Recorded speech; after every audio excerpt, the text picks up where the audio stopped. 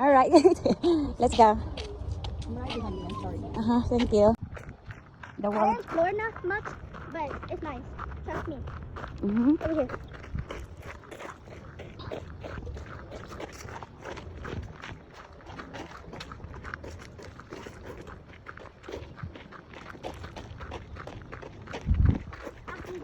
Psalm 2:8. Psalms to it. Yes. Wall of Nations. Yep, and there's a lot of verses. So come on, let's go. There is a lot of verses. Yes. Come on, let's go.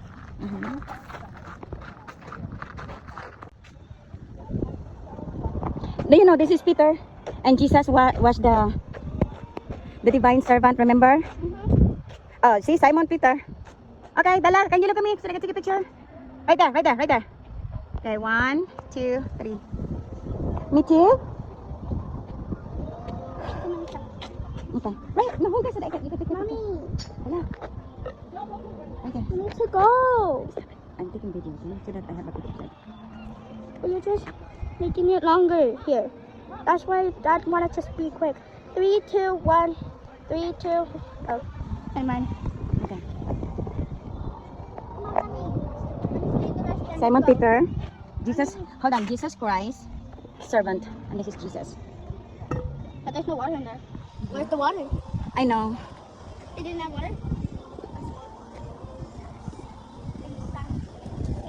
Well, come on, let's go. Let's go. Okay, let's go.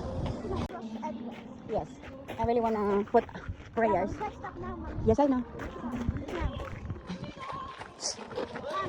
They have rocks with speakers. That's why they made it. Yeah, I know. That's how the Yes, Holy Spirit, Father, Son,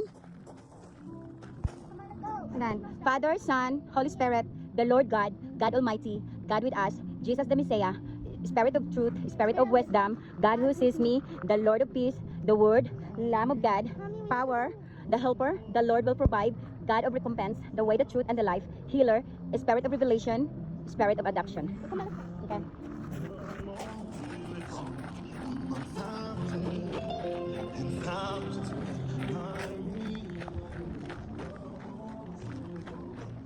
Gusto ko mabalik dito para ibutang ang prayer. Okay, Dan? Where did you get that? You want to pray with us?